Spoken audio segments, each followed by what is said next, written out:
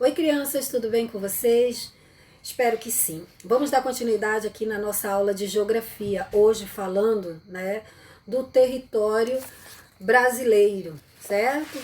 Bom, aí nós vamos falar aí no módulo 5, nós estamos vendo aí, a, o, a América Latina, América do Sul, desculpa, melhor dizendo, a América do Sul. E aí nós temos várias bandeiras, inclusive a bandeira do Brasil. Ela não é a maior aí para destacar o Brasil, ela é a maior porque o Brasil é o maior país aqui da América do Sul, ok? Aí nós temos na página seguinte, o que nós vamos daqui a pouco falar sobre fronteiras, fronteiras e limite. Aí nós temos uma fronteira natural, certo? Fronteira natural ou limite natural, ou melhor dizendo, vamos começar a usar os termos corretos. Muita gente confunde, assim como eu já comecei falando errado, fronteira e limite, eles confundem, mas eles não são a mesma coisa, tá? Eles possuem significados diferentes. Limite refere-se a uma linha precisa, nitidamente definida no terreno, em geral estabelecida por meio de acordos e convenções entre os países, tá, que estão ali entre os dois. Os países delimitam ali as fronteiras e os limites dos seus territórios. Temos o limite natural, que é um exemplo aí, São aqueles que não foram estabelecidos pelo ser humano, como rios, córregos, mares e montanhas. Esses elementos naturais são aproveitados para delimitar o fim de um território e começar outro. E temos os limites artificiais, que são aqueles construídos pelo homem, como estradas, muros e linhas imaginárias. Exemplo, as fronteiras aí dos Estados Unidos e o México, que proíbe as pessoas de passar por lá, utilizados com a finalidades aí de delimitar território, ok? As fronteiras, aí nós vamos falar aqui, as fronteiras representam mais do que uma simples divisão entre dois territórios distintos. O conceito de fronteira possui maior abrangência do que limite e refere-se a uma região, tá, ou faixa. Pode ser entendido também como região fronteiriça. A ideia de fronteira ela é muito mais dinâmica, tá, do que o limite. E ela vem sendo estabelecida ao longo da história. Em geral, sua construção é influenciada pelos aspectos relacionados com a ocupação da cultura, da língua, da etnia, dos territórios onde a população ocupa. No Brasil, usualmente são utilizados conceitos de limite, divisa e fronteira. Limite. Esse termo é usado para indicar separação de dois municípios, como o limite entre aqui Marabá e Itupiranga, por exemplo. A divisa, que não está ali no livro de vocês, mas é um termo empregado para apontar a delimitação de dois estados, tá? Por exemplo, o estado do Pará e do Maranhão. Essa aí é uma divisa de estado, é uma fronteira de estado. E a própria fronteira, que também pode ser usado como divisa de fronteira. Esse é um termo empregado para definição de países. Quando eu vou me referir a estado, eu posso usar a palavra divisa, fronteira de divisa. Quando é a país, posso usar só a palavra fronteira, tá? Como aí Brasil e Argentina, Brasil e Paraguai, e aí Estados Unidos e México, por exemplo. Ok? Então aí, lembrando para vocês, o Brasil, como está aí no livro, tá? Aqui da América, é o terceiro maior, tá, país, e do mundo é o quinto, tá? Os limites do território brasileiro ao longo da história, ao longo do tempo. Bom, o Brasil, ao longo do tempo, ele passou por algumas mudanças no seu território. Lá quando os portugueses chegaram aqui, eles dividiram o Brasil em dividiram em capitanias hereditárias a partir do Tratado de Tordesilhas.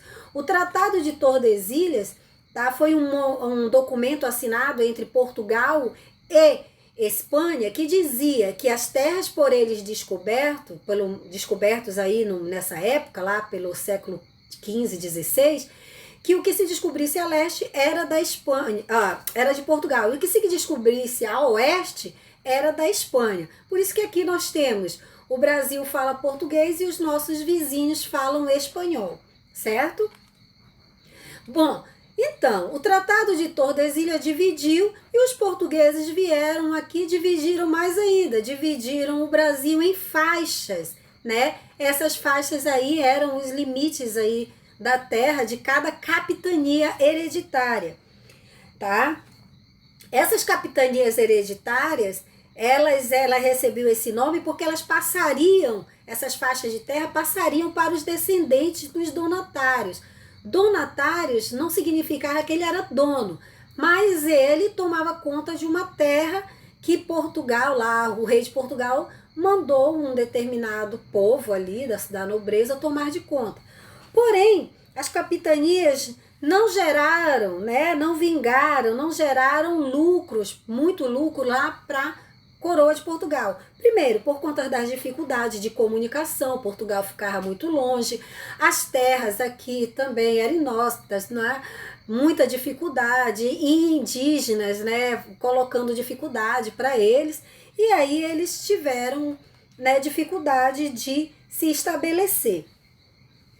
E aí, né, os limites foram acabando também se extinguindo, as capitanias hereditárias se extinguindo, e esses limites de terra aí das capitanias hereditárias também mingou, certo?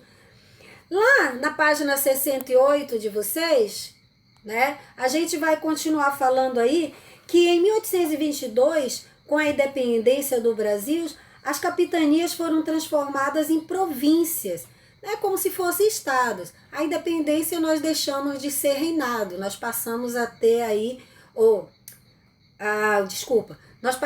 deixamos de ser do reinado de Portugal e passamos a ser um reinado próprio. Nós passamos a ter um governador, um imperador só nosso, que foi o primeiro aí, Dom Pedro, né, primeiro.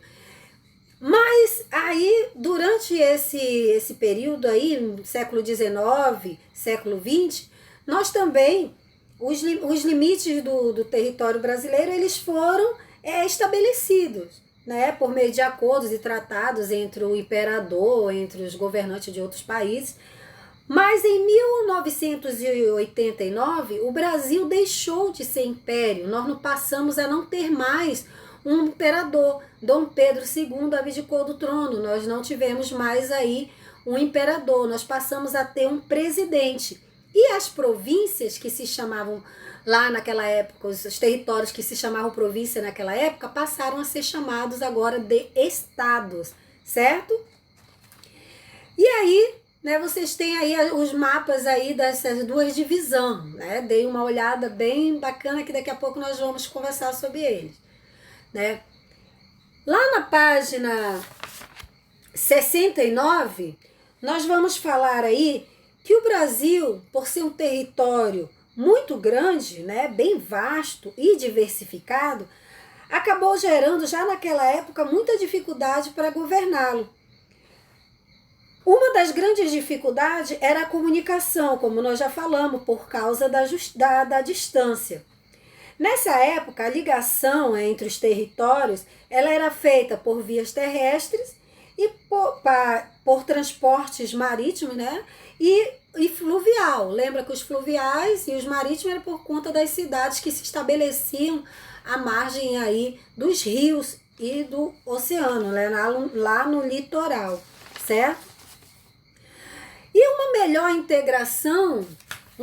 integração, nós podemos dizer aí, ocorreu com a chegada das ferrovias, que tornou mais rápida a comunicação, e depois com o melhoramento dos transportes rodoviários. Hoje nós temos uma vasta quantidade de transportes, né? Vários meios de comunicação que integram tanto o território brasileiro como o mundo. Tudo se tornou mais rápido hoje em dia, graças à globalização, tanto dos meios de transporte quanto do meio de comunicação, principalmente do meio de comunicação. Por isso que hoje nós estamos bem informados do que está acontecendo no mundo, né? Momentaneamente nós sabemos das informações do outro lado do Brasil. Lá na página 70, nós vamos falar aí das regiões do IBGE. O IBGE, o Instituto Brasileiro de Geografia e Estatística, no início do século XX, né, delimitou os territórios lá do Brasil, foram delimitados limites. Mas mesmo assim, nós tivemos algumas modificações nos territórios. Alguns estados eles se dividiram, como Goiás, que passou a ter Tocantins em 1988, e o Mato Grosso do Sul, lá em 1977. Tá? O IBGE ele dividiu o território brasileiro em 5 regiões. Região Norte, região Centro-Oeste, região Nordeste, região Sudeste e região Sul. Como é que ele fez essa divisão? Ele fez utilizando os seguintes critérios: as semelhanças, especialmente o clima, o relevo, a vegetação, o contexto social e o econômico, principalmente o econômico, depois a vegetação, ok? Bom, então essa foi, né, a grande divisão do Brasil. E aí, nós vamos falar aí na 71 a respeito dos estados e dos municípios. Os estados, né, são as unidades federativas do Brasil.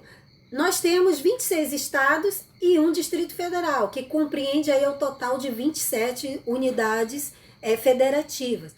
E nós temos os municípios, que são a divisão dos estados, certo? O estado é a divisão do país, do nosso Brasil, e os municípios são a divisão dos estados. Os estados, o município e o país, eles são governados por 3 poderes, a saber, executivo, legislativo e judiciário. Executivo, ele executa as leis. Legislativo, o nome já vem de leis, né? Elabora as leis. E o judiciário vem de justiça, né? Ele promove a justiça aí entre todos eles. É composto, tá? O executivo composto pelo presidente, pelo governador e pelo prefeito dos municípios.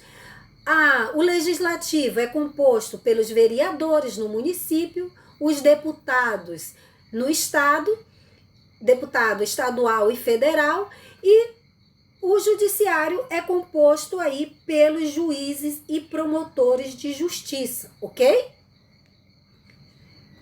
Aí vocês têm aí na última página a imagem da onde o nosso presidente governa o país todo, o Brasil. É a sede do governo federal, que a gente também chama, né? Do governo federal, e nós temos o governo estadual e o governo municipal. Esse é o poder executivo. Ok, galera? Nós vamos vir aí no próximo vídeo falando das atividades, certo? Ficou com uns 13 minutos.